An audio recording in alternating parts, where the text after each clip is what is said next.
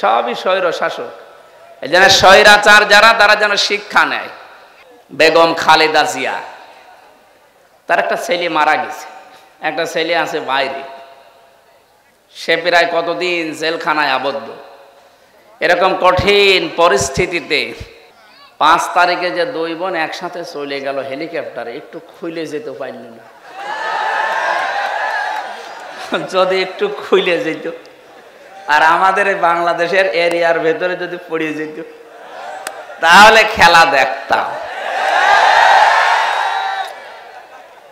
শহীদ president Ziaur Rahman, ওনার স্ত্রী একজন বিধবা বেগম খালেদা জিয়া, তার একটা ছেলে মারা গেছে, একটা ছেলে আছে বাইরে, সে প্রায় কতদিন জেলখানায় আবদ্ধ। এরকম কঠিন পরিস্থিতিতে তার স্বামীর বাড়ি থেকে তাকে যেদিন উৎখাত করে, যেভাবে কাঁদছিল, এই কাদা দেখে সারা পৃথিবীর মানুষ যারা বাংলা ভাষা বোঝে, চোখের পানি, তারাও কেঁদেছে। যে একজন মানুষ শুধু আনন্দ করেছে যে না, ঠিকই আছে। এই কথা বলে না কেন? আমার মনে মনে হচ্ছিল যদি ওই দিন সত্যি হেলিকপ্টারের একটু হুকটা খুলে আল্লাহ যদি ফেলে দিত, তো অনেকে হাতের যে কিছু আছে এটা মিটাইত, যে যেমনি দিয়ে পারে একটু ভর্তা করে দিত, তখন বুঝতো ঠেলা কারে বলে। একটা বিধবা মেয়ে লোককে আপনি বাড়ি ছাড়া করলেন, এর গজব মনে হয় আল্লাহ লাগিয়েছে যে আপনাকে দেশ ছাড়া করে দিয়েছে। মাত্র এই 4 মাসের ভেতরে 2 জন স্বৈরাচার দুনিয়া থেকে, তার দেশ থেকে বিদায় নিল চরম অপমানিত হয়ে। কিছুদিন আগে বিদায় নিয়েছিল উনি, আর গতকালকে বিদায় নিয়েছে আর একজন ওনার ভাইরা ভাই। সবই স্বৈর শাসক। এই জন্য স্বৈরাচার যারা, তারা যেন শিক্ষা নেয় যে জোর করে সম্মান পাওয়া যায় না। কথা বলেন না কেন? বহু চেষ্টা চালায়নি, ইউনিয়ন থেকে শুরু করে সংসদ পর্যন্ত প্রত্যেক জায়গায় শিকড় গেড়ে দিয়েছিল নিজেদের লোক নিয়ে, না তাও হয়নি। মুসলিমদের এই শক্তি যত বৃদ্ধি হবে, প্রতিবেশী নামে কলঙ্ক, এই দাদারা তত ভয় পাবে। আশপাশের যতগুলো রাষ্ট্র আপনি তাকান, পাকিস্তান, আফগানিস্তান, নেপাল, ভুটান, চীন, মায়ানমার, প্রত্যেকটা রাষ্ট্রের সাথে ওদের সম্পর্ক একটাও ভালো নেই। প্রতিটি বর্ডারের দিকে একটু খোঁজ নিয়ে দেখেন, পাকিস্তান বর্ডারে ওরা মার খায়, চীনের বর্ডারে মার খায়, আফগানিস্তানের একটা সরু বর্ডার আছে, ওখানে গেলেও মার খায়, নেপালের মতো জায়গায় মার খায়, মায়ানমারেও মার খায় মাঝে মাঝে। চোখ তুলে তাকান, 7 সিস্টার থাকবে না। দাদারা ভয় পাচ্ছে, এমনি পাগল হয়ে গেছে ওরা। ডক্টর মোহাম্মদ ইউনূস শুধু একটু হাঁ করেছিল, যদি বাংলাদেশ শান্তিতে না থাকে 7 সিস্টার শান্ত থাকবে না। ওরা পাগল হয়ে গেছেন। কি গো, হ্যাঁ এতদিন বলেছি কি, আর এ কি বলছে? এখন শোনেন কি বলতে চাই। পৃথিবীতে মানুষের সম্মান মর্যাদা বাড়ে কিসে, অনেকে জানে না। কোরআনে কারিমে আল্লাহ জানিয়েছেন, ওয়ালিল্লাহিল ইজ্জাতু ওয়া লিরাসূলিহি ওয়া লিল মুমিনিনা ওয়ালাকিন্নাল মুনাফিকিনা লা ইয়ালামুন। এই পৃথিবীতে সম্মান আর মর্যাদা, এটা আমি আল্লাহর জন্য, আমার রাসূলের জন্য, আর তোমাদের ভেতরে যারা ঈমান আনার পরে মুমিন হয়েছে তাদের জন্য। কিন্তু মুনাফিক যারা, এটা তারা জানে না। ওরা মনে করে সম্মান আর মর্যাদা জোর জবরদস্তি দখলের ভেতরে। এই জন্য 15.5 বছরে বহু চেষ্টা চালিয়েছিল সম্মান পেতে, সম্মান তো পায়নি, মানুষ কুকুরের মতো ঘৃণা করে। কয়েকদিন আগে আমি মৌলভীবাজার থেকে আসছিলাম, মাহফিল পাবো না, এই জন্য বলছে হুজুর হেলিকপ্টারে চলেন।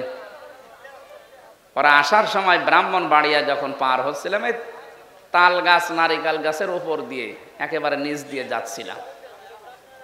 নিচের মানুষগুলো, মানুষ যা হাঁটা চলা করছে দেখা যাচ্ছে। পাইলট সাহেবকে বললাম, ভাই এই যে হুক আছে, হেলিকপ্টারের যে হুক আছে, কি টান দিলে খুলে পড়ে যাবো?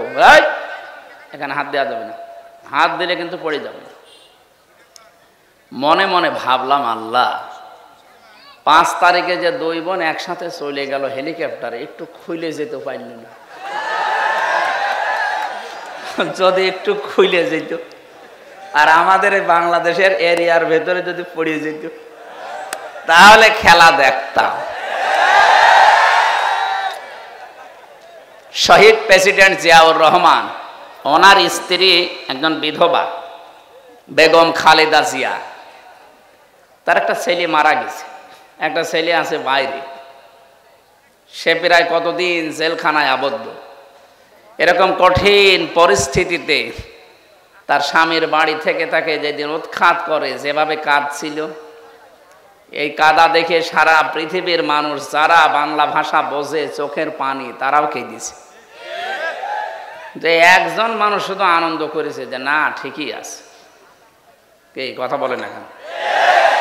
আমার মনে মনে হচ্ছিল, যদি ওই দিন সত্যি হেলিকপ্টারের একটু হুকটা খুলে আল্লাহ যদি ফেলে দিত, তো অনেকে হাতের যে কিছু আছে এটা মিটাইত, যে যেমনি দিয়ে পারে একটু ভত্তা করে দিত, তখন বুঝতো ঠেলা কারে বলে। একটা বিধবা মেয়ে লোককে আপনি বাড়ি ছাড়া করলেন, এর গজব মনে হয় আল্লাহ লাগিয়েছে যে আপনাকে দেশ ছাড়া করে দিয়েছে। মাত্র এই 4 মাসের ভেতরে 2 জন স্বৈরাচার দুনিয়া থেকে, তার দেশ থেকে বিদায় নিল চরম অপমানিত হয়ে। কিছুদিন আগে বিদায় নিয়েছিল উনি, আর গতকালকে বিদায় নিয়েছে আর একজন ওনার ভাইরা ভাই। সবই স্বৈর শাসক। এই জন্য স্বৈরাচার যারা, তারা যেন শিক্ষা নেয় যে জোর করে সম্মান পাওয়া যায় না। কথা বলেন না কেন? বহু চেষ্টা চালায়নি, ইউনিয়ন থেকে শুরু করে সংসদ পর্যন্ত প্রত্যেক জায়গায় শিকড় গেড়ে দিয়েছিল নিজেদের লোক নিয়ে, না তাও হয়নি। আল্লাহ পাক বলেন, ফাতিল কাবুয়ুতুহুম খাবিয়াতাম বিমা যালামু। হে নবী, আপনি এই ঘরগুলো একটু দেখেন, এই সেই ঘরগুলো, এই সেই ঘরগুলো খাবিয়াতান, আমি জনশূন্য করে দিয়েছি, পরিত্যক্ত বানিয়ে দিয়েছি, উজাড় গৃহ বানিয়ে দিয়েছি, বিমা যালামু, তাদের জুলুমের কারণে। একটা যে কত বাস্তব তার প্রমাণ 2024 সালের 5 আগস্টের বিকাল আসতে আসতে আল্লাহ দেখিয়েছে।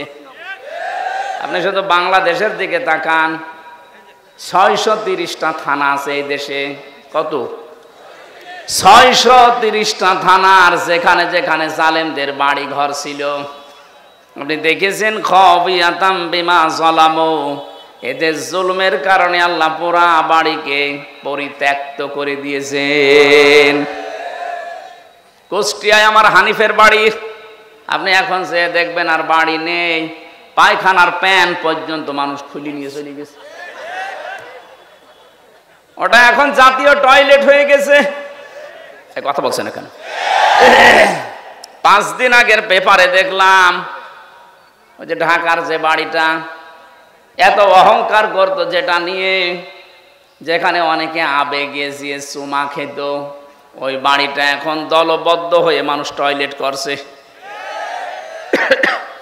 4-5 জনের ছবি দেওয়া দেখলাম পেপারে, এদিকে একজন, ওদিকে একজন, ওদিকে একজন, ওদিকে একজন, মেশিন লাগিয়ে শুরু করিস।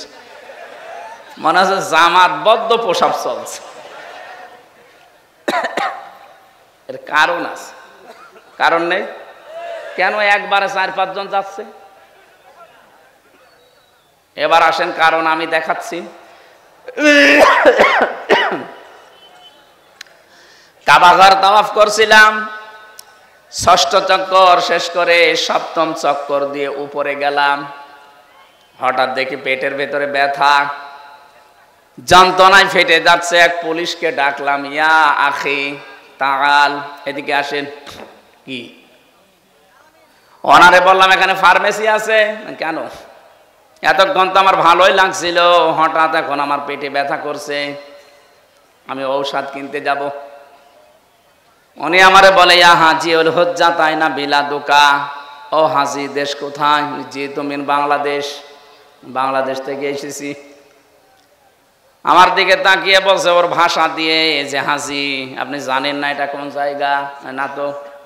আবু জাহেলের বাড়ি।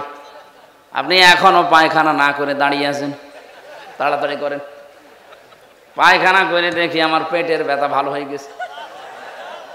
আল্লাহ যেন আমাকে হাতে ধরে জিজ্ঞাসা করতে চাচ্ছে, হামজা এত দূর থেকে আসলে 6,500 কিলোমিটার, কত 6,500 কিলোমিটার দূর থেকে আসলে এত কষ্ট করে আর ওই শয়তানের বাড়ি পায়খানা না করে চলে যাবা, তাড়াতাড়ি করো। সত্যি এক কাজ করে দেখছি আমার পেটের ব্যথা ভালো।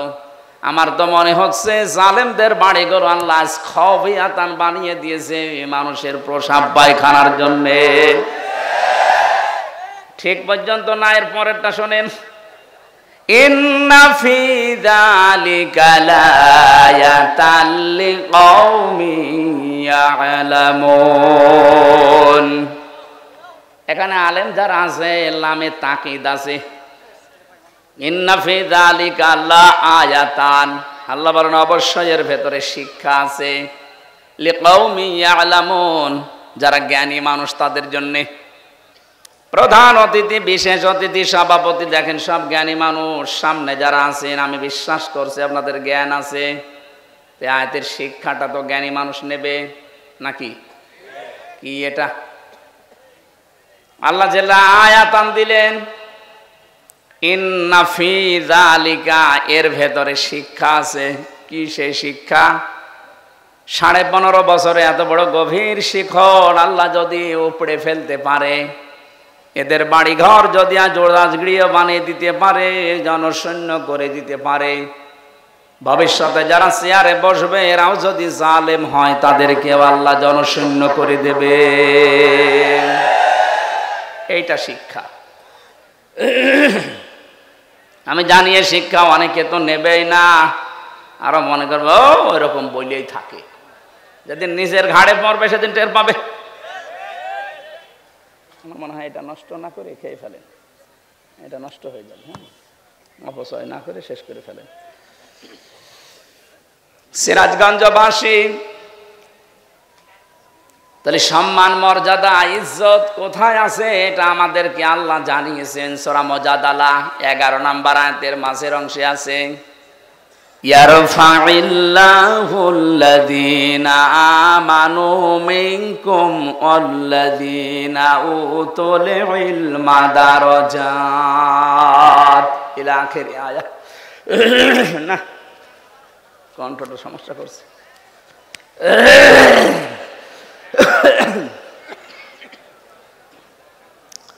আল্লাহ পাক বলেন ইয়ারফা, এটা মজারে, বর্তমান, ভবিষ্যৎ, প্রেজেন্ট, ফিউচার। দিন যত যাবে তাদের সম্মান মর্যাদা বাড়তেই থাকবে। কাদের? তোমাদের ভেতরে যারা ঈমান আনবে, দুনিয়াতে যাদেরকে ইলম দেওয়া হবে, এই 2টা গুণ যাদের আসবে তাদের দিনের পর দিন মর্যাদা বাড়বে। প্রশ্ন আসতে পারে, তামাম দুনিয়ায় 850 কোটির উপরে মানুষ, সম্মান মর্যাদা বৃদ্ধি হওয়া দূরের কথা, আমাদের অন্তত হালকা পাতলা যাদের ঈমান আছে তারা আরো মায়ের খাচ্ছি। কথা বলেন না কেন? যদিও সুসংবাদ, কালকে সিরিয়া স্বাধীন হয়ে গেছে। আমরা চাচ্ছি আল্লাহ খুব তাড়াতাড়ি ফিলিস্তিনটাও তুমি স্বাধীন করে দাও। মুসলিমদের এই শক্তি যত বৃদ্ধি হবে, প্রতিবেশী নামে কলঙ্ক এই দাদারা তত ভয় পাবে। আশপাশের যতগুলো রাষ্ট্র আপনি তাকান, পাকিস্তান, আফগানিস্তান, নেপাল, ভুটান, চীন, মায়ানমার, প্রত্যেকটা রাষ্ট্রের সাথে ওদের সম্পর্ক একটাও ভালো নেই। প্রতিটি বর্ডারের দিকে একটু খোঁজ নিয়ে দেখেন, পাকিস্তান বর্ডারে ওরা মার খায়, চীনের বর্ডারে মার খায়, আফগানিস্তানের একটা সরু বর্ডার আছে ওখানে গেলেও মার খায়, নেপালের মতো জায়গায় মার খায়, মায়ানমারেও মার খায় মাঝে মাঝে, শুধু মারে আমাদেরকে। এমন প্রতিবেশী পেয়েছি শুধু মার খায় আমরা।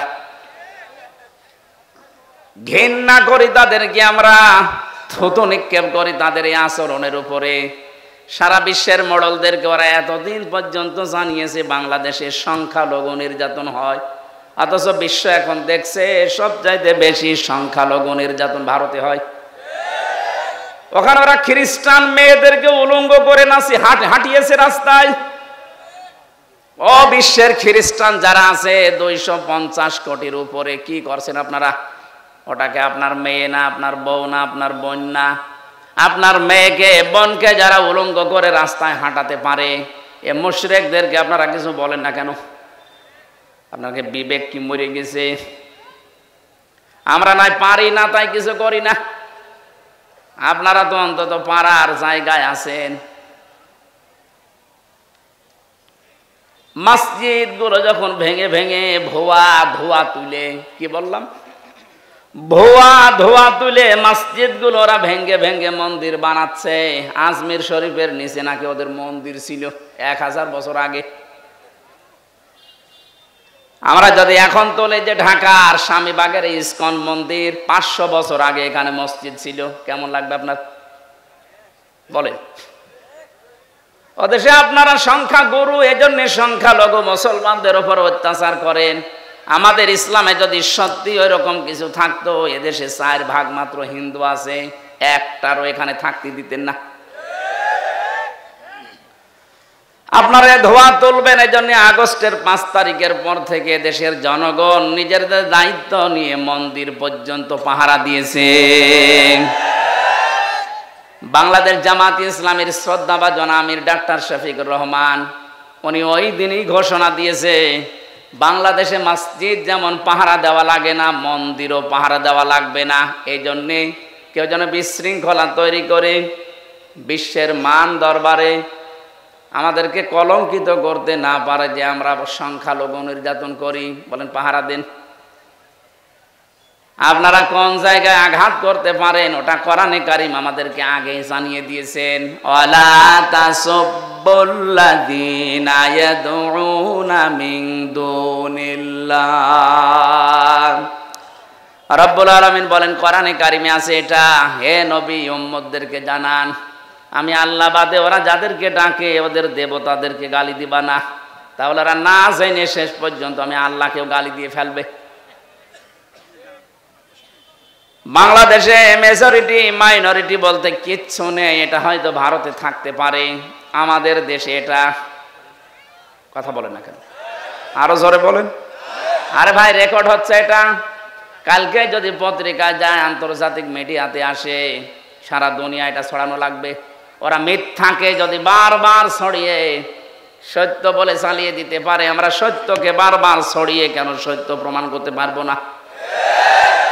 ওদের সাংবাদিক দেখেছেন কি, ময়ূর রঞ্জন না কি নাম জানো, আমার মনে হয় শয়তান, তো আমি দেখিনি, ওর ত্রিডিং বিডিং নাচ দেখলে আমার মনে হয় শয়তান যদি দেখতাম তো এরকম হইতো। টাটকা নির্ভেজাল শয়তান, খালি বানানো কথা ছাড়া ওর মুখে কোনো কথা নেই। হকার। এখন শুনছে নাকি চট্টগ্রাম ওরা দখলে নেবে। আরে ভাই আপনারা কি যৌতুক নেবেন নাকি? আর যৌতুক দেব কি করে? মেয়ে তো আমরা দেইনি, মেয়ে তো পালিয়ে গেছে। পালানো মেয়ের কোনোদিন যৌতুক দেওয়া লাগে? বিয়েই তো এখনো আমরা গার্জিয়ান যারা বিয়েই মানি না, যৌতুক কিসের? আর যৌতুক নেওয়া দেওয়া হারাম, মুসলমানরা হারাম কাজ করবে না, আর হারাম কাজ কেউ করতে আসলে তারে ছাড়বে না। চোখ তুলে তাকান, 7 সিস্টার থাকবে না। দাদারা ভয় পাচ্ছে, এমনি পাগল হয়ে গেছে ওরা। ডক্টর মোহাম্মদ ইউনূস শুধু একটু হাঁ করেছিল, যদি বাংলাদেশ শান্তিতে না থাকে 7 সিস্টার শান্ত থাকবে না। ওরা পাগল হয়ে গেছেন। কি গো, হ্যাঁ এতদিন বলেছি কি, আর এ কি বলছে? ওরা দুর্বিসন্ধি করে আমাদেরকে ভয় দেখাতে চিকিৎসা থেকে বঞ্চিত ঘোষণা দিয়েছিল। এখন এই 3 দিন দেখি কাঁদতেছে, না আপনারা আসেন, 40 ভাগ ছাড় দিলাম, যাব না। দরকার হয় পাকিস্তানে যাব, তুরস্কে যাব, চীন দেশে যাব,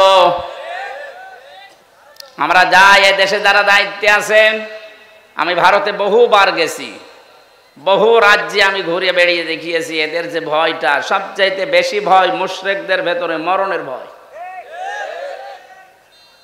সূরা বাকারার ভেতরে আল্লাহ জানিয়েছেন ওয়ালা তাজিদান্নাহুম আহরাসান নাসি আলা হায়াতি ওয়া মিনাল্লাযিনা আশরাকু।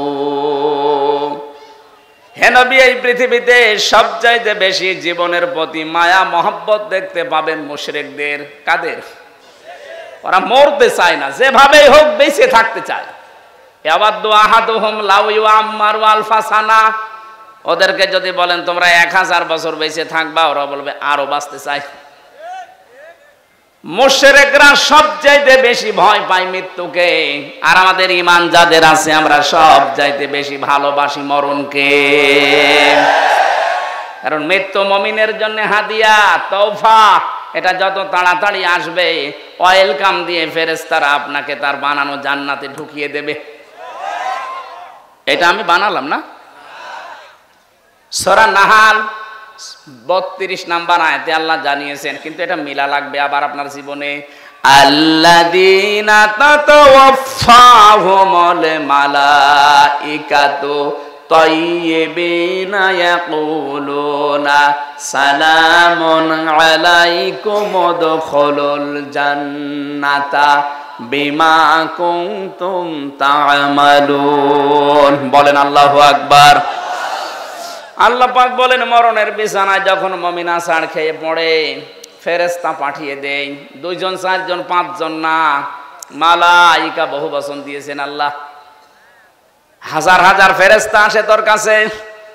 আসার পরে যদি দেখে হ্যাঁ তোর জীবনটা তাজ্জিব পবিত্র ছিল, তাফসিরে মুফাসসির লিখেছেন তাজ্জিবি না মানে এটা পোশাক পবিত্র না, শরীরের পবিত্র না, এটা বিশ্বাসের পবিত্রতা। ওদের বিশ্বাসের ভেতরে শিরিক ঢোকানো, আর আমরা যা করি আমাদের বিশ্বাসের ভেতরে ঈমান ঢোকানো। কথা বলেন না কেন? যাদের বিশ্বাসে শিরিক আছে পাল্টাবেন। আপনার বিশ্বাস যদি পবিত্রতা অর্জন করতে পারে, যখনই বিছানায় মরণে আছাড় খেয়ে পড়বেন ফেরেশতারা বলবে উদখুলুল জান্নাহ, প্রবেশ করেন। শুধু প্রবেশ করবেন না, সালাম শান্তির সাথে করেন।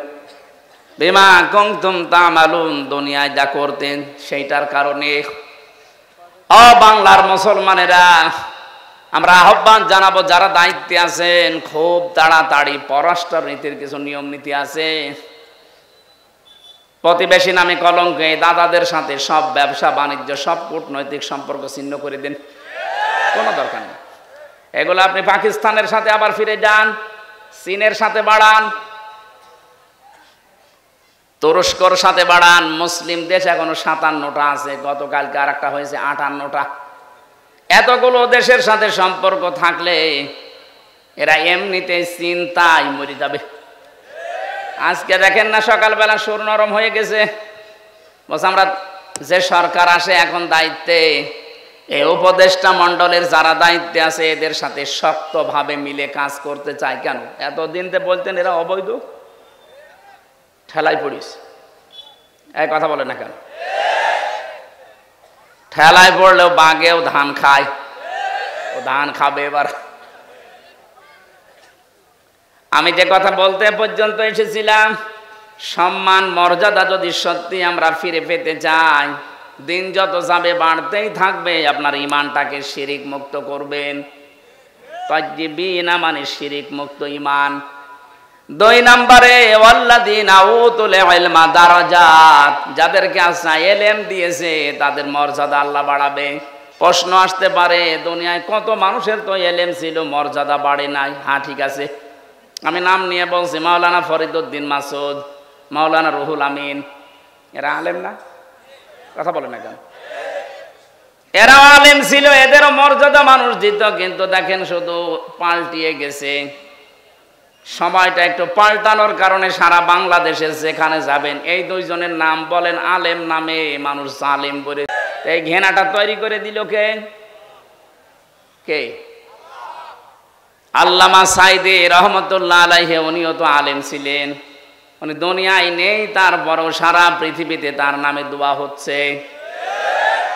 আর এমন আলেম ওনারা গেছে বাইতুল মুকাররমে জোর করে ইমামতি করার জন্য, জনগণ জুতা দিয়ে পিটিয়েছে। পরের দিন স্ট্যাটাস দিয়েছে যে জুতা মেরেছিল কিন্তু আমার গায়ে লাগেনি। আপনার কত অপমান হবে। এই যে দারাজাত বহু বচন দিয়েছেন আল্লাহ, কেন জানেন? কারণ দিন যত যাবে, জ্ঞানের উপরে যারা আমল করে তাদের মর্যাদা আল্লাহ তত বাড়াবে। যারা যতটুকু জ্ঞান পেয়ে আমল করেছে, আপনি তাকান, তাদের মর্যাদা আল্লাহ বাড়িয়ে দিয়েছে। আল্লামা জনায়েদ বাবুনগরী রহমতুল্লাহ আলাইহি, তার নাম শুনলে মানুষ এখন দোয়া করে। আল্লামা শাহ আহমেদ শফি রহমতুল্লাহ আলাইহি, তার নাম শুনলে মানুষ দোয়া করে। আর এরা জীবিত থাকতে দোয়া তো দূরের কথা, জুতা খায়। এজন্য জ্ঞান অনুযায়ী আপনাকে কাজ করা লাগবে। জ্ঞানের বাইরে যদি কাজ করেন, হয়তো ভয়ে অথবা বিভিন্ন স্বার্থের কারণে মানুষ আপনাকে সম্মান দেবে, কিন্তু দিন যত যাবে আপনাকে আল্লাহ পচাবে। কথা বলেন না কেন? পৃথিবীতে সবচাইতে বেশি জ্ঞানের উপরে আমল করেছিল, কাজ করেছিল কারা? নবীরা। কারা? এবার নবীদের দিকে তাকান, সূরা ইয়াসিন 30 নম্বর আয়াত। ইয়া হাসরাতান আলাল ইবাদ মা ইয়াতিহিম মির রাসূলিন ইল্লা কানু বিহি ইস্তাহজিউন। আমার বান্দাদের জন্য আমার আফসোস, আমার আক্ষেপ হয়, এমন কোন নবী রাসূল দুনিয়ায় পাঠালাম না যার সাথে সমসাময়িক ব্যক্তিরা, সমসাময়িক শাসকরা জুলুম, অত্যাচার, নির্যাতন, ঠাট্টা, বিদ্রূপ, উপহাস করে নাই। এ কথা বলছে কে? আরো জোরে বলেন। নবীদের চরিত্র খারাপ ছিল? মানুষকে কষ্ট দিত? কেন তাদের উপর অত্যাচার? একটাই কারণ, আমি প্রত্যেকটা নবীর জীবনে অন্তত যতগুলো কোরআনে পেয়েছি, পড়ে দেখেছি, প্রতিটি নবীর জীবনে একই অবস্থা, কারণ তারা জ্ঞানের উপরে আমল করত। কথা বলে না কেন? জ্ঞানের উপরে আমল করতে গিয়ে অনেকের নাম পর্যন্ত তারা হারিয়ে ফেলেছে। হযরতে মুসা আলাইহিস সালাম, ইহুদিরা তার নামটা পর্যন্ত পরিবর্তন করে দিয়েছে জোসেফ। এখন তামাম দুনিয়ায় যারা ইহুদি আছে, মুসা নবীকে আর মুসা বলে না, বলে জোসেফ। কি বলে? খ্রিস্টানরা হযরতে ঈসার নাম পাল্টিয়ে দিয়েছে যিশু। 250 কোটির উপরে খ্রিস্টান তামাম দুনিয়ার 257টা রাষ্ট্রে কম বেশি আছে। আপনি যেখানেই যাবেন দেখবেন ঈসা নবীকে ওরা ডাকে, কিন্তু ঈসা আলাইহিস সালাম বলে না, ঈসা ইবনে মারইয়ামও বলে না, বলে যে যিশু। কি বলে? বলেন। আমাদের জাতির পিতা হযরতে ইব্রাহিম আলাইহিস সালামের নাম তারা পাল্টিয়ে দিয়েছে আব্রাহাম। হযরতে দাউদ আলাইহিস সালামের নাম তারা পাল্টিয়ে দিয়েছে ডেভিড। মুসলিম বিজ্ঞানী ছিল আল ক্যামি, তার নাম পরিবর্তন হয়ে গেছে কেমিস্ট্রি। নবীজির প্রিয় সাহাবী একজন হযরতে জাবির রাদিয়াল্লাহু তাআলা আনহু, তার নামও পাল্টিয়ে দিয়েছে আল জাবরা।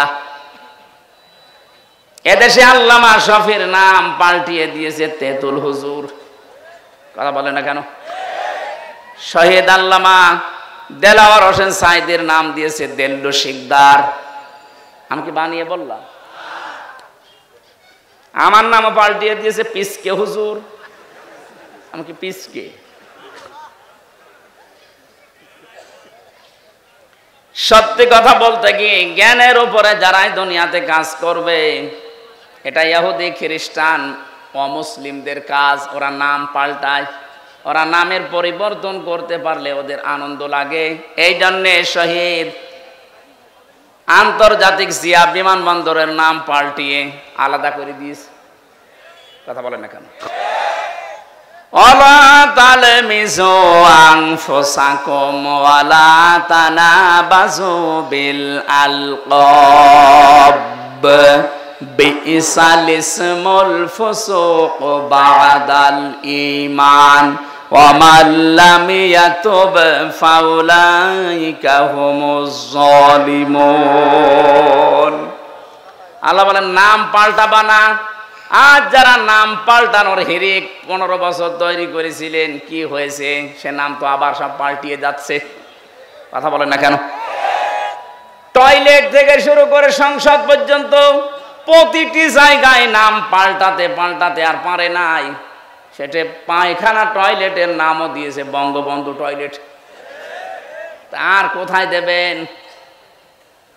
জাতে মাতাল হলো কিন্তু তালে ঠিক ছিল। জিয়ার নাম মুছে দিয়েছে ঠিক, এমন একজনের নাম দিয়েছে যেটা মুসলমানদের আবেগের জায়গা, যেন এটা পাল্টাতে না পারে। আপনি এখান থেকে মুছে দিয়ে কি করবেন? আমি আরাফাতের ময়দানে ছিলাম, ওখানে জিয়াউর রহমান লক্ষ লক্ষ গাছ লাগিয়েছে, নিম গাছ। ওটাকে এখন আর ওই দেশের মানুষ নিম গাছ বলে না, বলে জিয়া গাছ। হয়তো ওনার জীবনী থেকে আমি এই কাজটা পেয়েছি, জীবনে যদি আল্লাহ ওনার একটা কাজও পছন্দ না করে, হাজিদের আরাফাতের ময়দানে একটা শান্তির ব্যবস্থা। কি গরম জানেন ওই দেশে? 40, 42, 45, 55 ডিগ্রি সেলসিয়াস চলে। সেখানে একটা নিম গাছের ছায়া পেলে মানুষ মনে হয় আকাশ আমার মাথার উপরে নেমে এসেছে। এই যে লক্ষ লক্ষ হাজী সাহেবেরা আরাফাতের ময়দানে যেহেতু দোয়া কবুল হয়, শহীদ প্রেসিডেন্ট জিয়াউর রহমানের নামে যদি দোয়া করে, আল্লাহ তুমি ওর জীবনের যা হয়েছে হয়েছে মাফ করে দাও, আল্লাহ মাফ করতে পারে না? কথা বলে না কেন? আমরাও দোয়া করছি, আল্লাহ তুমি তাকে মাফ করে জান্নাত দিয়ে দাও, বলেন আমিন। বাংলার মানুষেরা যে কথাটা বলার জন্য, এই যে মানুষের নাম পরিবর্তনের হেডিক, এটা ইহুদি আর খ্রিস্টানদের। বাংলাদেশে এই কালচার চালু করেছিল 15.5 বছরে যারা ছিল তারা। কেন আপনি আল্লামা শফির নাম পাল্টিয়ে দিলেন? তেতুল হুজুর একটা নাম হলো। কথা বলেন না কেন? নাম পাল্টিয়ে পাল্টিয়ে যাদের বিচার করে করে আব্দুল কাদের মোল্লা নাম পাল্টিয়ে দিয়েছেন।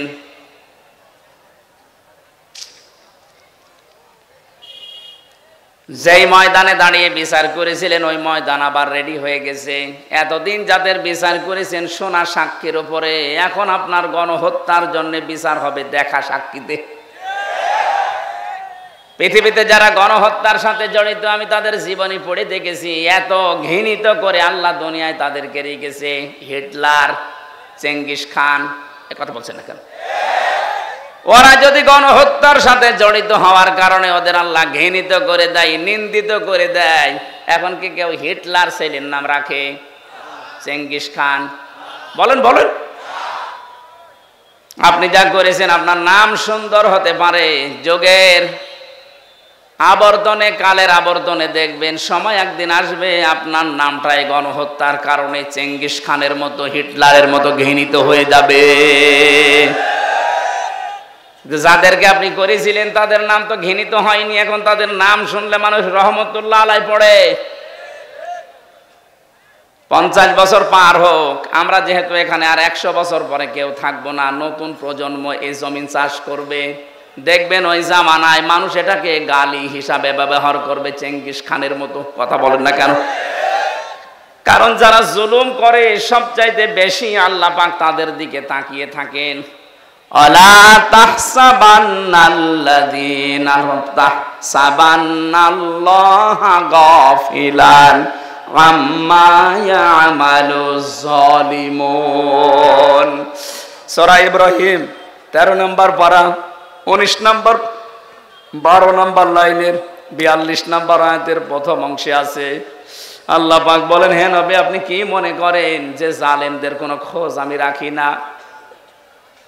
সবচাইতে বেশি খোঁজ খবর রাখি আমি জালেমদের। কাদের? এজন্য যারা জুলুম করেছিলেন এই জামানায়, বিশেষ করে 15.5 বছরের জুলুম মানুষ বলতে পারে না, আমি তো পারি না, কারণ আমি নিজে শিকার। কথা বলেন না কেন? 3টা বছর আমি কিচ্ছু জানি না এ বিষয়ে, কেন আমাকে এই জুলুমের শিকার করলেন? সবাই মাফ করে দিলেও আমার মামলার আয়ু থেকে শুরু করে একেবারে টপ টু বটন যারা জড়িত, একটাকেও আমার ক্ষমা নেই। ক্ষমা করতে পারি, আমি যা করেছিলাম ওই কাজ আপনাকে করা লাগবে। 3 বছর ফাঁসির কন্ডেম ছেলে থাকবেন, আর 30 থেকে 32 লাখ টাকা আমার বাবার কাছ থেকে নিয়েছেন, ফেরত দেওয়া লাগবে। সেদিন মামলার আয়ু কল দিয়ে বসে, হুজুর মাফ করে দিয়েন। মাফ করে দিয়েছি, টাকা ফেরত দিন। টাকা ফেরত দেবেন না মাফ চাবেন মানে? শুধু আমি হামজা না, এরকম হাজার লক্ষ হামজা ভিকটিম আছে, যার কাছে যারা অপরাধ করেছেন তার কাছে যে আগে ওই টাকা ফেরত দেবেন, ক্ষতিপূরণ দিয়ে বলবেন আস্তাগফিরুল্লাহ। কথা বলেন না কেন? এখানে বহু মানুষ আমরা এমন আছি, এই 15.5 বছরে যে জায়গায় ওঠার দরকার আমি ওই পর্যন্ত উঠতে পারিনি। এই কথা বলেন না কেন? আমার ব্যবসা বাণিজ্য করতে দেননি, মিথ্যা মামলা দিয়ে মিথ্যা সাক্ষী দিয়ে আমারে ঘরে থাকতে দেননি। 15টা বছর অনেকে এমনও আছে যারা গাছতলায়, বাঁশতলায়, পানের বরজে, ধানের খেতে, ভুট্টা খেতে কাটিয়েছে। এত কষ্টের সাথে যারা জড়িত, আর আপনি এখন আস্তাগফিরুল্লাহ পড়বেন আল্লাহ মাফ করে দেবে, ইয়ার কি নাকি?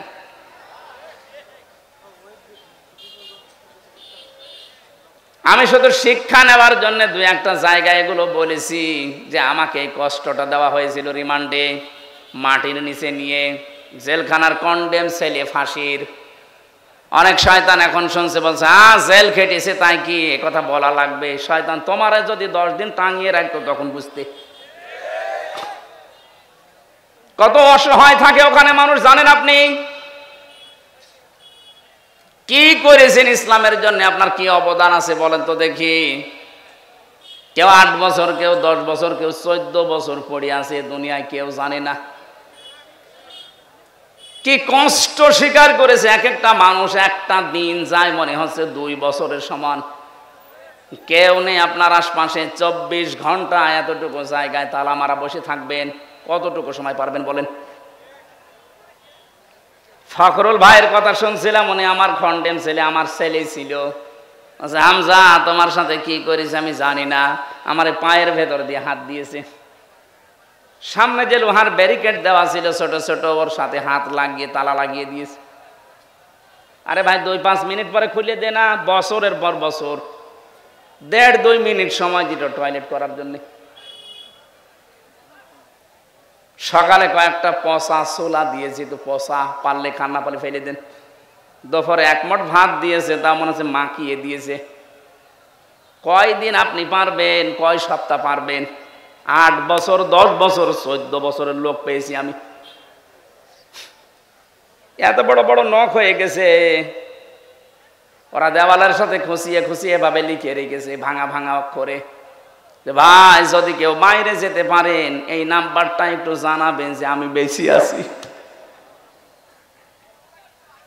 এখনো পর্যন্ত অনেকে জালেমের সাফাই গায়ের বলে কি হয়েছে যে ওনার পালানো লাগলো, কি হয়েছে? আপনার সাথে তো হয়নি, আপনি টের পাবেন না। এই লোকটারে জিজ্ঞাসা করেন।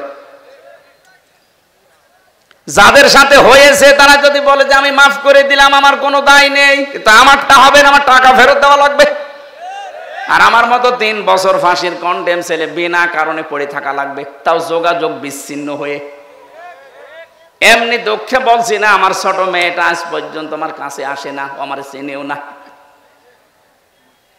কি করেছিলাম আমি? তার আমি 7 মাস রেখে গেছি, এখন তার বয়স 4.5 বছর। মনে করে এরকম হামসার মতো বহু হুজুর আমাদের বাড়িতে দেখা করতে আসে, এ মনে হয় ওরকমই একটা হুজুর। যেদিন আমি জেল থেকে বাড়িতে আসলাম, নিচে এসে আমার বলছে হুজুর চলেন আমাদের বাড়িতে চলেন। আমি যে ওর বাবা, ও জানে না, মনে করছে আর একটা হুজুর।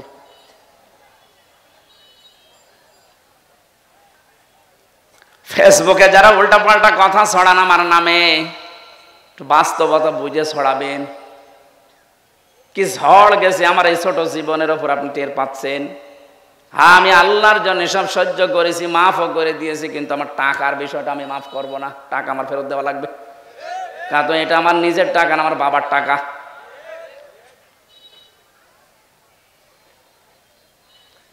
নামের হিড়িক যারা চালিয়েছিলেন এতদিন, কি হচ্ছে আপনাদের নাম এখন? কি হয়েছে ওই জায়গাগুলোর নাম দেখেন। প্রত্যেকটা জায়গা থেকে জনগণ ওই সাইনবোর্ড লাগিয়ে টাঙিয়ে ফেলে দিয়ে জেলার নাম লিখে দিচ্ছে। কুষ্টিয়ায় ওখানে একটা বানিয়েছিল ব্রিজ, নাম দিয়েছিল, এখন জনগণ ওইটা উল্টিয়ে লিখে দিয়েছে কুষ্টিয়া ব্রিজ। কি হলো আপনার এই নাম দিয়ে? এই নামের হিড়িক যেন সামনে আর কেউ পরিবর্তন করার হিড়িক তৈরি না করেন, তাহলে আপনার 5 বছরের পরে নামটা কিন্তু পরিত্যক্ত হয়ে যাবে। কোরআনে কারিমে আল্লাহ জানে খবিয়াতান দিয়েছেন, আমি উজাড় করে দেব, পরিত্যক্ত বানিয়ে দেব। বলেন নাউজুবিল্লাহ। তাহলে আজকে থেকে সম্মান আর মর্যাদা যদি কেউ পেতে চায়, ঈমান আনা লাগবে শিরিক মুক্ত। কথা বুঝতেছেন? ঈমান আনা লাগবে শিরিক মুক্ত। প্রশ্ন আসতে পারে আমাদের শিরিক মুক্ত হয়তো ঈমান না। আমাদের এরকম ঈমান আবু জাহেলেরও ছিল। কি বানিয়ে বলছি? এই যে আলেম বসে আছে মাদ্রাসার মুহতামিম, সূরা আনকাবুতের ভেতরে আছে ওয়ালা ইন সাআলতাহুম মান খালাকাস সামাওয়াতি ওয়াল আরদা লা ইয়াকুলুনাল্লাহ ফাআন্না তুফাকুন।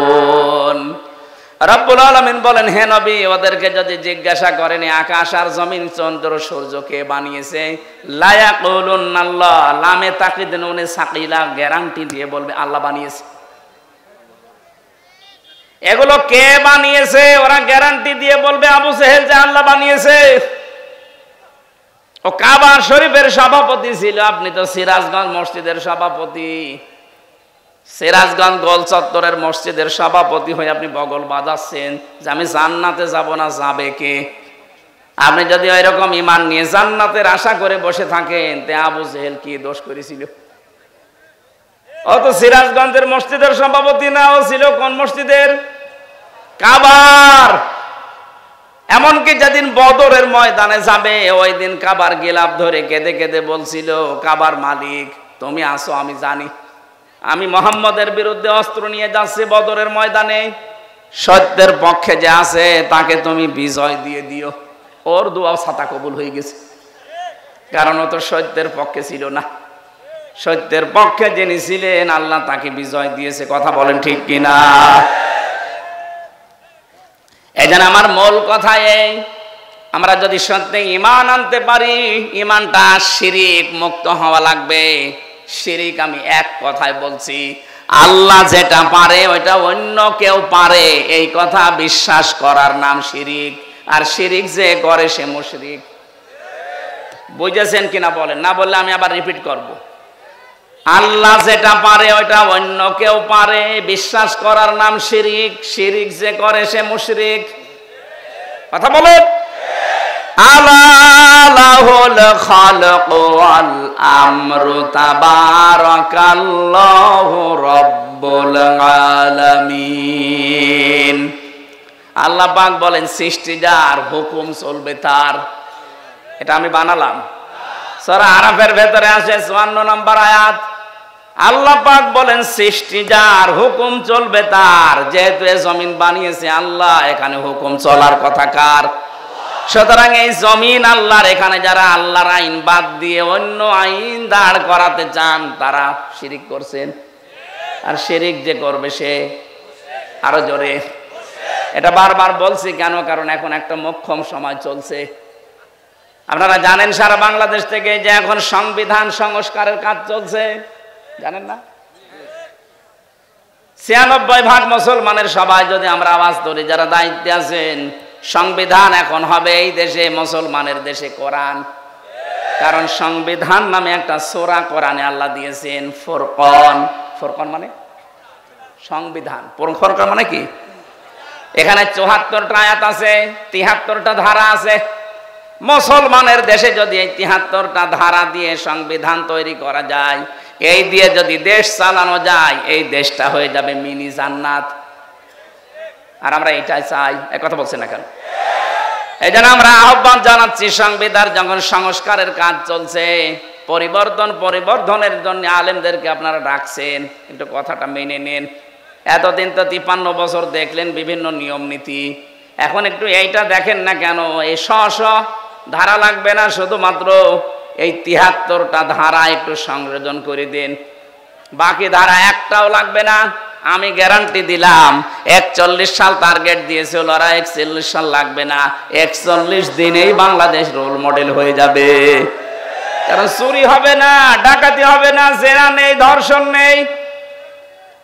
এই 73টা ধারার ভেতর আল্লাহ সব লুকিয়ে রেখেছেন, শুধু এগুলো প্রয়োগ করা দরকার। কারণ যিনি বানিয়েছেন তিনি জানে যে ওর দুর্বলতা কোথায়। কথা বলেন না কেন? এই জন্য আল্লাহ ঠিক ওইভাবে করে আইনগুলো সেট করেছেন, একটাও নেই। এই জন্য আমরা নিরাপত্তা পাই না, স্বস্তিতে শান্তিতে নিশ্চিন্তে বাস করতে পারি না। অমাং দাখালাহু কানা আমিনা। আল্লাহ পাক বলেন কাবার যে চত্বরটা আমি এটা কিন্তু নিরাপত্তা দিয়ে ঢেকে রেখেছি। কাবার যে এলাকাটা এটা নিরাপত্তা দিয়েছে কে? কেন? কারণ এই জায়গায় আল্লাহর বিধান চলে, এখানে কোনো শিরিক নেই। আপনি কাবার এলাকার ভেতরে শিরিক পাবেন না। হ্যাঁ, কাবার বাইরে যান, সেখানে চিন্তায় আছে, মারামারি আছে, ঝগড়াঝাটি আছে, কিন্তু কাবার ভেতরে আমি দেখেছি এটা নিরাপদ জায়গা। আল্লাহ কোরআনে কারিমে সূরা আলে ইমরানের 93 নম্বর আয়াতে জানিয়েছেন ওয়ামান দাখালাহু কানা আমিনা। এখন আমার প্রশ্ন, বাংলাদেশ কি কাবা শরীফ? ঘুমাচ্ছেন? বলেন বাংলাদেশ কি কাবা শরীফ? কত দূরে এটা? 650 কিলোমিটার দূরে কাবা থেকে। তাহলে 56,000 বর্গ মাইলকে যদি কাবার মতো নিরাপদ বানাতে চান, স্বস্তি শান্তি নিরাপত্তা দিয়ে ঢেকে রাখতে চান, অবশ্যই এখানে কিছু একটা করা লাগবে। কি সেটা? সূরা আনআম 82 নম্বর আয়াত, 7 নম্বর পারা, 17 নম্বর পৃষ্ঠার 1ম নম্বর লাইনে আল্লাহ দিয়েছেন আল্লাযীনা আমানু ওয়া লাম ইয়ালবিসু ঈমানাহুম বিযুলমিন উলাইকা লাহুমুল আমনু ওয়া হুম মুহতাদুন। আল্লাহ পাক বলেন যারা ঈমান আনবে আর ঈমানের সাথে জুলুমকে মিশ্রণ করবে না। এখানে জুলুম মানে শিরিক। জুলুম মানে কি? যারা জুলুমকে মিশ্রণ করবে না ঈমানের সাথে, উলাইকা লাহুমুল আমনু। আল্লাহ যেন এভাবে দেখাচ্ছেন উলাইকা লাহুমুল আমনু, এই মানুষগুলো শান্তির হকদার। সুতরাং আল্লাহ শান্তি দেওয়ার মালিক, স্বস্তি দেওয়ার মালিক, নিরাপত্তা দেওয়ার মালিক। রব্বুল আলামিন সূরা কুরাইশ নাজিল করে গ্যারান্টি দিয়েছিলেন কুরাইশদেরকে, লিলাফি কুরাইশিন ইলাফিহিম রিহলাতাশ শিতাই ওয়াস সাইফ ফালিয়াবুদু রাব্ব হাযাল বাইত আল্লাযী আত'আমাহুম মিন জু' ওয়া আমানাহুম মিন খাউফ। বলেন আল্লাহু আকবার। যদি এই ঘরের মালিকের ইবাদত করতে পারো, ক্ষুধা লাগলে খাবারের ব্যবস্থা আল্লাহ তোমাদের করে দেবে। আর যদি ভয় পাও, ভয়ের সময় নিরাপত্তা দেবে, স্বস্তি শান্তি ফিরিয়ে দেবে। আমাদের 56,000 বর্গ মাইল সত্যি যদি আমরা এখন নিরাপত্তা দিতে চাই, যেভাবে প্রতিবেশীরা আধা জল খেয়ে লেগেছে, নিরাপত্তা দিতে হলে, ষড়যন্ত্র থেকে বাঁচাতে হলে জাতিকে শিরিক থেকে বাঁচাতে হবে, তাছাড়া সম্ভব না। আর আমরা চাই এই জন্যে এদেশ যেন শিরিক মুক্ত হয়। বহু চেষ্টা আমরা বিভিন্ন কায়দায় চালাচ্ছি, কিন্তু জাতি এত অজ্ঞ, বিশেষ করে মেয়েরা। আবার শোনেন, আল্লাহ যেটা পারে ওটা অন্য কেউ পারে বিশ্বাস করার নাম শিরিক। শিরিক যারা করে তারা সন্তান দিতে পারে কে? অন্য কেউ পারে। বিশ্বাস যারা করেন তারা কিন্তু শিরিক করছেন। আমি একটা উদাহরণ দিলাম না, আইন দিতে পারে আল্লাহ। আল্লাহর আইন বাদ দিয়া যারা অন্য আইন এখানে জারি করার চেষ্টায় আছেন, আপনি নামাজ পড়লে, রোজা রাখলে, হজ করলে, যাকাত দিলেও আপনি মুশরিক। আশা করছি আপনি বুঝেছেন। এরপরেও যদি কেউ না বোঝার ভান করে থাকেন, আপনাকে কোরআন শরীফ দিয়ে হবে না, বুখারী শরীফ দিয়ে হবে না, আপনার বাকারি শরীফ লাগবে। আল্লাহ আপনাকে বোঝার তৌফিক দিন, বলেন আমিন। এজন্য ঈমান আনার পাশাপাশি জ্ঞান অনুযায়ী যদি আমরা আমল করতে পারি, দিন যত যাবে সৃষ্টি জগতের সামনে আমাদের মর্যাদা সম্মান আল্লাহ বাড়াতেই থাকবে। আল্লাহ যেন আমাদেরকে এটা দেখান, বলেন আমিন। কোরআনে কারিমের সূরা মুতাফফিফিন, এখান থেকে মাত্র 3-4টা আয়াত আমরা তেলাওয়াত করেছি তাফসীর আকারে। আপনারা সেই মাগরিব থেকে বসে আছেন তো, আমি দেখতে পাচ্ছি অনেকে ওঠাউঠি করছে। এটা পেশাব পায়খানার ব্যাপার আছে, আবার অনেকের বিড়ির নেশা আছে। বিড়ি খাওয়ার যাদের নেশা আছে এই মানুষগুলো তো উঠবে, এদেরকে আপনি ওয়াজ করে ঠেকাতে পারবেন না। সুতরাং যাদের পেশাব পায়খানা বিড়ি খাওয়ার খুব নেশা লেগেছে, আপনি খেয়ে আবার চলে আসবেন। একেবারে চলে যেন না, খেয়ে আবার চলে আসবেন। আসবেন তো? ইনশাআল্লাহ।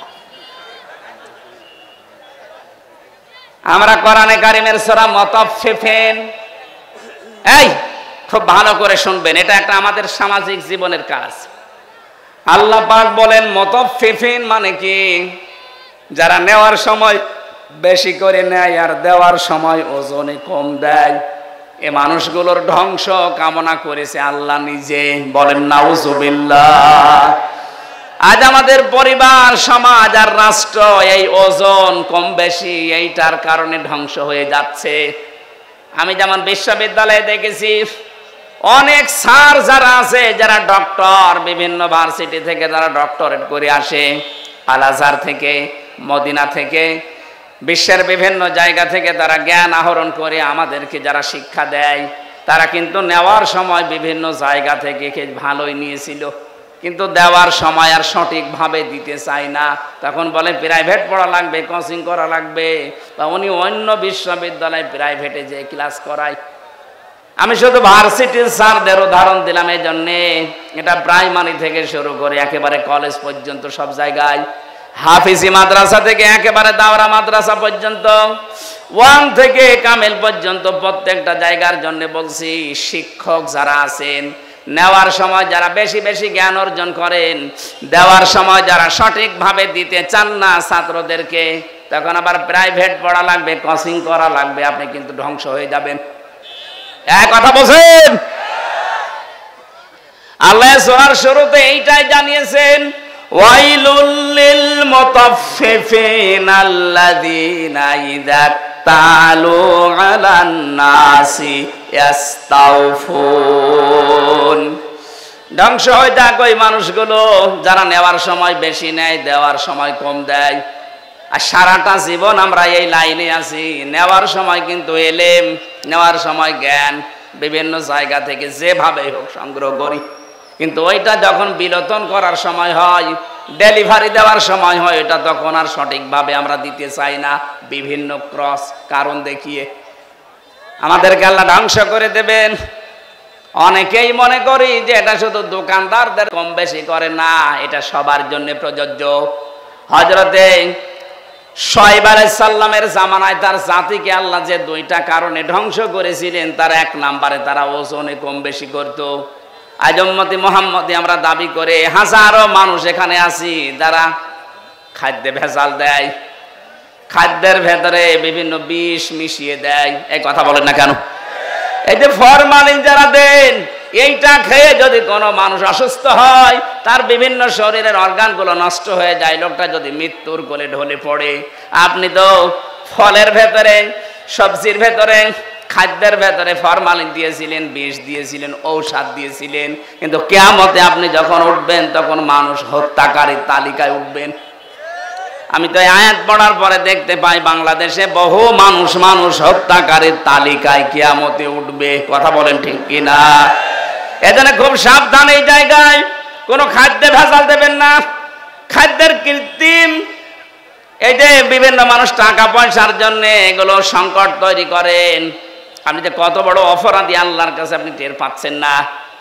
যারা খাদ্যের কৃত্রিম সংকট তৈরি করে মানুষকে কষ্টে ফেলে রাখেন, আল্লাহ পাক বলেন যখন মানুষ খাবার থাকার পরেও সংকট তৈরি করে, তখন আমার আরশ কেঁপে যায়।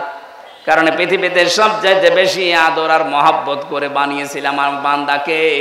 এই বান্দা বান্দিদেরকে যারা জিনিস থাকার পরও কষ্ট দেয়, ওদেরকে আমি আল্লাহ ঘৃণা করি। বলেন নাউজুবিল্লাহ। বাংলাদেশে এটা মাঝে মাঝে আমরা দেখি, সম্পদ থাকার পরও, খাদ্য থাকার পরও কৃত্রিম সংকট তৈরি করে করে মানুষকে কষ্টে ফেলে দেয়। যেই ধনীগুলো এগুলো করছেন, ইয়ামহাকুল্লাহুর রিবা ওয়া ইউরবিস সাদাকাত, হারাম কোন জিনিসে আল্লাহ বরকত দেয়নি, বরকত আল্লাহ দিয়েছে হালালে। এজন্য হারাম ইনকাম যারা করেছেন, আপনি তাকান তাদের দিকে। এত কোটি কোটি টাকার মালিক হয়েছিল, কেউ বেগম পাড়া, কেউ সাহেব পাড়া বানিয়েছে, কিন্তু কি হলো তাদের টাকা? 8 কোটি, 10 কোটি, 12 কোটি টাকার গাড়ি ঢাকার রাস্তায় পড়েছিল 5 তারিখের পরে। কেউ যে মালিক আছে প্রমাণ দেওয়ার জন্য কেউ যায়নি। জেলখানায় পৌঁছতেছে এখন বাংলার সর্বশ্রেষ্ঠ ধনী শ্রেণী দরবেশ। কি হয়েছে তার টাকা? বৈধ অবৈধ নেই, 7টা ব্যাংক থেকে 36,000 কোটি টাকা চুরি করেছে। 36,000 কোটি। শেয়ার মার্কেট লুট করেছে, ব্যাংকগুলো দেউলিয়া বানিয়ে দিয়েছে। এক দরবেশে এমন একটা ভয় ধরেছিল, মানুষ উপর থেকে বিশ্বাস করতো না, না এত বড় দরবেশে কাজ করতে পারে। এই জন্য ও দাড়ি কেটে নম হয়ে গেছে। আদালতে একজন জিজ্ঞাসা করেছিলেন, আফারমান দাড়ি কাটলেন নবীর সুন্নত?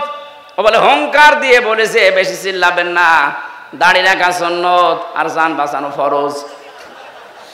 আমি দাড়ি কেটেছি সুন্নত, জান বাঁচাতে চেষ্টা করেছিলাম কিন্তু পারলাম না, নৌকা আমারে ধরিয়ে দিয়েছে।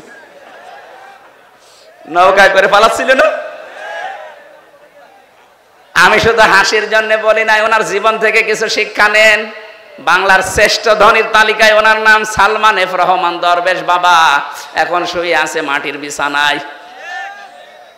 হারামে আল্লাহ আপনাকে আরাম দেয়নি। সত্যি কথা বলতে আল্লাহ এই বিষয়টাকে গুরুর বলে দিয়েছেন। আমি হুজুরকে বলছি, আমাল হায়াতুদ দুনিয়া ইল্লা মাতাউল গুরুর। ও বাংলার মানুষেরা, দুনিয়ার জীবন কিন্তু গুরুর। গুরুর মানে ধোঁকা। আপনি কি মনে করেন যে আপনার ছেলে মেয়ে আপনাকে খুব ভালোবাসে? কে বলেছে আপনাকে? আপনার বউ আপনাকে খুব ভালোবাসে। আজকে বাড়িতে যদি একটু মরার ভান করে বলেন যে আপনার স্বামী তো মারা গেছে, যে খাটের উপরে আপনি থাকেন, এই খাটের নিচে তাকে আমরা মাটি দেব, আল্লাহর কসম এ দেশের কোনো বউ রাজি হবে না। ওই জিনিস রেখে আমি জিন ভূতের কামড় খাবো? দেখেছেন কি ভালোবাসা আপনার জন্যে? আপনার সন্তান, আপনার মা বাবাও ধোঁকা, আপনার মা বাবাও আপনার জন্য ধোঁকা। অনেকে মা বাবার মুখে হাসি ফোটাতে, ছেলে মেয়ের মুখে হাসি ফোটাতে, স্ত্রীকে সুখে রাখতে হালাল হারাম দেখে না। বাবা শাহজালাল, সব হালাল। কি হবে জানেন আপনি? আমি বাস্তব বলছি। 200 বছর পর মাত্র কত বলেন বলেন, মাত্র 200 বছর পরে যদি আজকের এই প্রধান অতিথি উনি যদি এই গ্রামে ঘুরে আসে 200 বছর পর, তখন তো এখানে আর আমরা একজনও থাকবো না। কি 200 বছর পরে ওনাকে আল্লাহ যদি আবার বাঁচিয়ে বলে যা দুনিয়া দেখে আয়, উনি এসে যদি এই সিরাজগঞ্জের এই বেলকুচিতে ওনার বাড়িতে এসে বলে 2 তলা বিল্ডিং আমার, ওই সময় যারা এখানে বসবাস করবে ওনারে ঘাড়ে ধাক্কা দিয়ে বের করে দেবে। কে আপনি? আমি কি বেশি বলছি? আপনি ফিরে এসে দেখেন, শুধুমাত্র আপনাকে পরিচয় দিতে গেলেই মারবে, বলবে আপনার থাকার জায়গা নেই, এই জন্য এরকম ভণ্ডামি করছেন। গ্রামে মসজিদ আছে, ওখানে বারান্দায় রাতটা থাকেন, সকালে ফোটেন, এইটা বলবে আপনার নিজের পরবর্তী প্রজন্ম। আরে ভাই, আমার 3 পুরুষের পরে আমি আর চিনি না। আমার বাবা রিয়াজউদ্দিন, তার বাবা জাহান আলী, তার বাবা নমাজউদ্দিন, এরপরে আমি আর চিনি না। সত্যি কথা বলছি, আমি চিনি না। কারণ এর পরে যে কারা আছে, ওকে হিন্দু না মুসলমান তাও জানি না। খুব বেশি হলেও না 100 বছর হবে। আমার বাবার বাবার বাবা 3 পুরুষ, এরপরে আমি আর চিনি না। এখন ওই নমাজ আলী সর্দারের যিনি ছিল বাবা, কে আমি তো জানি না। উনি যদি এখন এসে কুষ্টিয়ায় বলে যে এই ভিটা আমার, এই বাড়ি আমি বানিয়েছিলাম, এই জমি জায়গা আমার করা, ওর দাঁত খুলে ফেলবো না। ভণ্ডামি করা জায়গা পান না। কে আপনি? যদি বলে আমি নমাজ আলীর বাবা, নমাজ আলী তো চিনি না।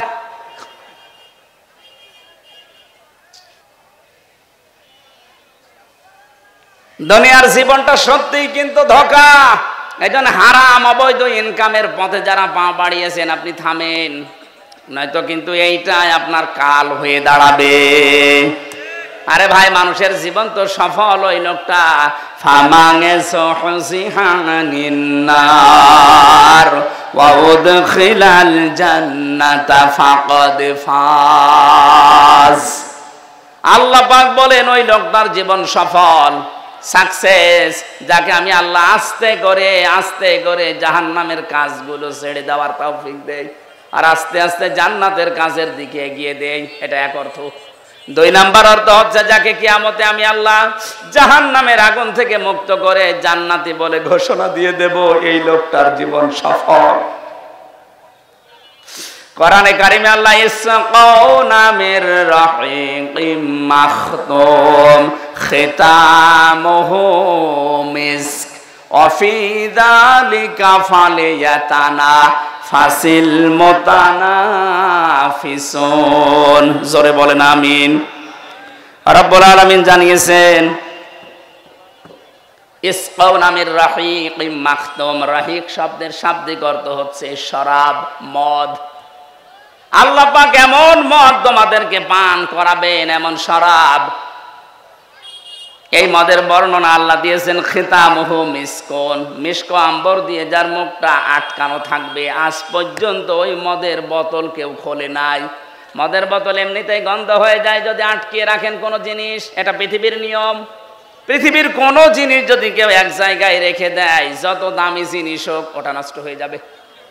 আপনি পানি এক জায়গায় রেখে দেন, দেখেন গন্ধ হবে, পোকামাকড় তৈরি হবে, দুর্গন্ধ বের হবে। কথা বলছে না কেন? পচন ধরে যাবে। লোহা লক্কড় এক জায়গায় রেখে দেন, দেখেন জং ধরবে, মরিচা পড়বে, আস্তে আস্তে নষ্ট হয়ে যাবে। পৃথিবীর নিয়মই এইটা, কোনো জিনিস এক জায়গায় রাখলে ঠিক থাকে না, আর মুখ আটকালে তো ওটা আগে নষ্ট হয়ে যায়।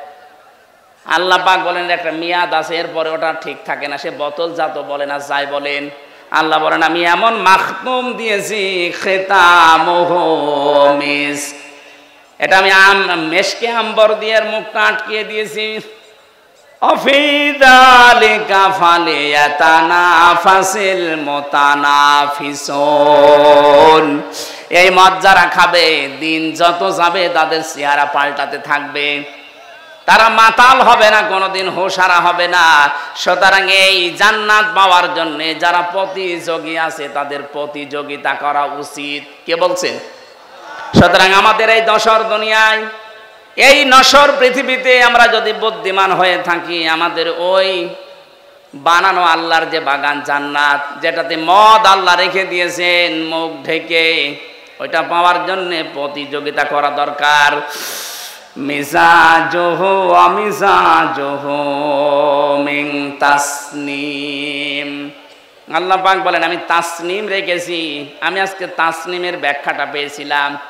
তাসনিম মানে আমরা মনে করি, এটার ব্যাখ্যায়, তাসনিমের ব্যাখ্যায় আছে সবচাইতে উত্তম এবং সুন্দর পানি। বিশ্বের ভেতরে এখন একজনের নাম আপনারা শোনেন, এই যে নীতা আম্বানি, ভারতে বাড়ি। এই মেয়েটা যে পানি খায়, এ পানির নাম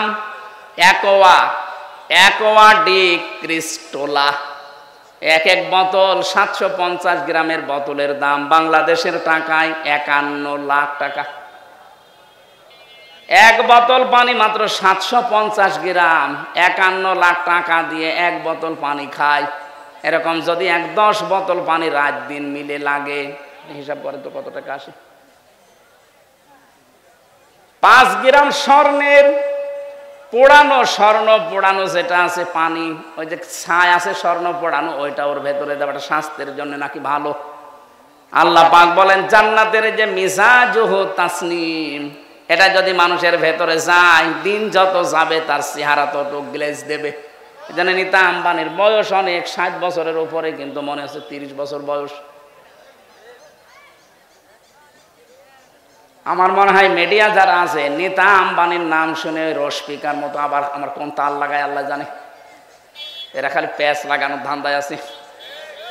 আমি তো একটা উদাহরণ দিলাম তাসনিম দিয়ে। এত উত্তম পানি আল্লাহ আমাদের জন্য ব্যবস্থা করে রেখেছেন। আইনাই ইয়াশরাবু বিহাল মুকাররাবুন, যারা আল্লাহর সান্নিধ্য প্রাপ্ত বান্দা হবে তাদেরকে আল্লাহ এই আইনুন মানে ঝর্ণা, এখান থেকে পান করাবে। জোরে বলেন আমিন। আমাদের ওই যোগ্যতা আছে কিনা আপনি নিজেই বুঝতে পারছেন, আপনি ওই জায়গায় যেতে পারবেন কিনা। এই জন্য হাওয়া হারাম, অবৈধ, নেওয়ার সময় বেশি বেশি নেওয়া, দেওয়ার সময় কম কম দেওয়া, এই সমস্ত কাজ কারবার ছেড়ে দেওয়া লাগবে।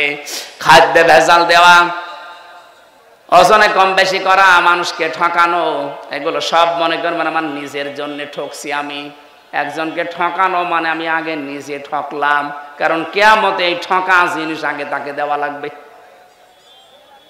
দুনিয়ায় কাউকে যদি কেউ ঠকান, আগে দুনিয়ার ময়দানে না, কিয়ামতে যখন আল্লাহ বিচার করবে ওইটা আগে তাকে ফেরত দেওয়া লাগবে। কি দিয়ে দেবেন? দুনিয়ায় যে কয়টা ভালো কাজ করেছিলেন নেকির কাজ দিয়ে দেওয়া লাগবে। এজন্য সবচাইতে বড় আহাম্মক ওই লোকটা, যে লোকটা মানুষের ক্ষতি করে আনন্দ পায়, অথচ এইটার দ্বারা তার নিজের ক্ষতি হয়। আল্লাহ তুমি আমাদেরকে সহজভাবে যা বোঝার তৌফিক দেন, বলেন আমিন।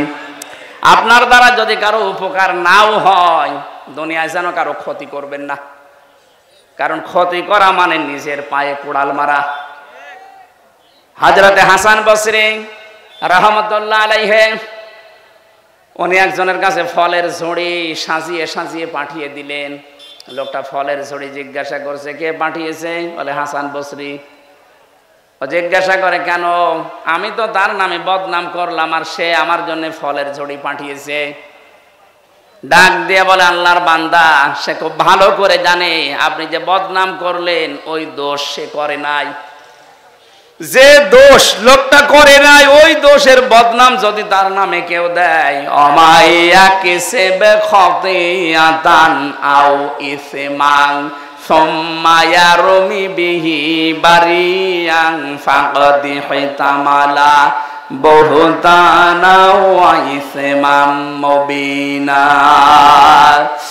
সূরা নিসা 112 নম্বর আয়াতে আল্লাহ জানিয়েছেন, পৃথিবীতে এমন অনেক আহাম্মক মার্কা মানুষ আছে, নিজে অন্যায় করে, নিজে দোষ করে, অপরাধ করে, আর এটা একটা নির্দোষ ভালো মানুষের মাথার উপরে চাপিয়ে নিজে ভালো সাজে। এ যেন প্রকাশ্য পাপের বোঝা বহন করে নিয়ে বেড়াচ্ছে। এটা যদি সত্যি আল্লাহ আজকে আমাদেরকে দেখাতো, এদেশে বহু মানুষ রাস্তায় বের হতে পারতো না। হযরত আদম আলাইহিস সালামের সন্তানদেরকে আল্লাহ যে শরীয়ত দিয়েছিলেন, ওইটা যদি এখন থাকতো, বহু আল্লাহর ওলি মার্কা মানুষ ধরা খেয়ে যেত। ওই জামানার শরীয়ত ছেলে কেউ যদি কোরবানি দিত, তাহলে চাটিয়াল ময়দানে রেখে আসা লাগতো। যার টাকা হালাল, আকাশ থেকে আগুনের ঝলক এসে ওটা পুড়িয়ে ফেলতো। আমার মনে হয় ওই শরীয়ত যদি এখন থাকতো, কত হাজির কোরবানি যে চাটিয়াল ময়দানে পড়ে থাকতো, মানুষ বুঝতো যে সুদের টাকা, ঘুষের টাকা। কথা বলেন না কেন? নাকি এলাকায় সুদ বন্ধ হয়ে গেছে? এই যে যারা টাকা ছেড়ে রাখেন, মাসে মাসে টাকা আসে, 1000 দিলে 100 টাকা করে বেশি দেয়, এটা এলাকায় নেই? এটা মায়ের সাথে জেনা করার গুনাহ হচ্ছে। কে হুজুর বলেন আপনাদের? কেন ওনার কথা মানা যায় না?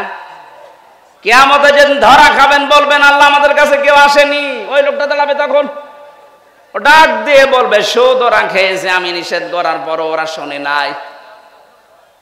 এই জন্য যারা এ কাজ করছেন, যেহেতু এতদিন না জেনে হয়তো খেয়েছেন, এখন থেকে ছেড়ে দেওয়া লাগবে। মায়ের সাথে জেনা করার এই গুনাহ আজকে থেকে আর করা যাবে না, বন্ধ হওয়া লাগবে। যারা টাকা ছেড়ে রেখেছেন, টাকা আসে, এই ব্যবসা কারা কারা বন্ধ করবেন? হাত তোলেন। ও এলাকায় আছে, হালকা পাতলা আছে, বেশি না, ঠিক আছে, আপনারা চালান।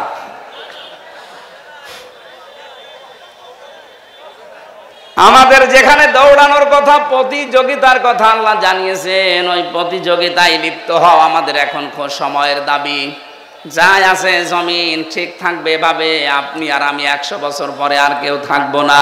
সুতরাং সেটা আল্লাহ বানিয়েছেন, ওই জমিনের দিকে আপনি দৌড়াবেন, তার নাম বাগান, জান্নাত।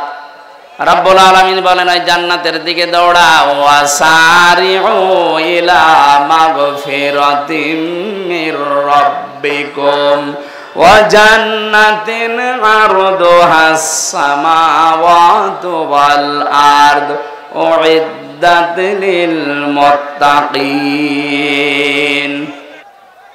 আউযু বিল্লাহি মিনাশ শাইতানির রাজিম। বিসমিল্লাহির রহমানির রহিম।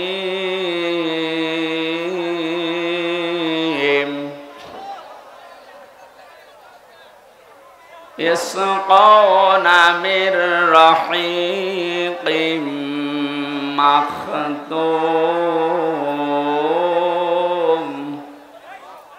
খিতামুহু মিস্ক খিতামুহু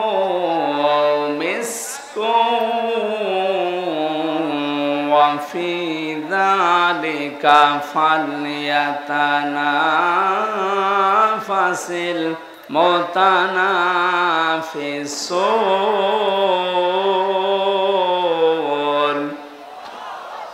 ওয়া মিজাজুহু মিন তাসনিম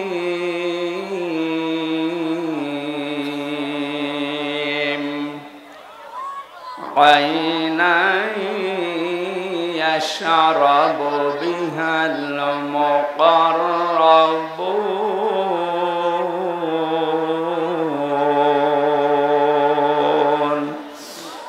সাদাকতা ইয়া রব্বানা আল্লাহুম্মা সাল্লি আলা